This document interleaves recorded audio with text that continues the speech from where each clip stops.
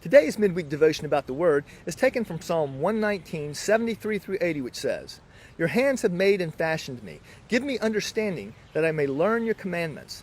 Those who fear you shall see me and rejoice because I have hoped in your word. I know, O Lord, that your rules are righteous and that in faithfulness you have afflicted me.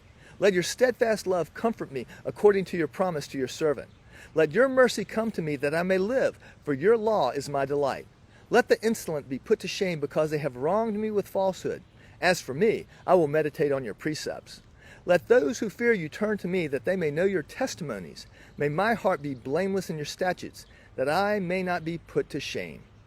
In this section, beginning with the 10th letter of the Hebrew alphabet, Yodh, we see both a request for affliction of shame and protection from shame. The concept of shame is well understood in Eastern and Middle Eastern cultures, but not so much in the West. Western cultures operate primarily in a context of sin and guilt according to the law. Things appear more clear-cut: guilty or innocent, right or wrong. Now, shame and dishonor-oriented cultures are a bit more ambiguous due to the subjective nature of honor according to the relationship. This is mildly ironic, considering such an emphasis is placed on the law in Judaism. What we can learn is that rules do not occur in a vacuum, but rather in a relational context. In verse 78, the psalmist calls for the insolent to be put to shame.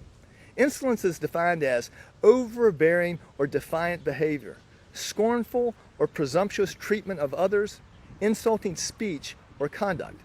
Rejecting God's laws and precepts conveys an arrogance towards God that results in mistreatment of others made in the image of God.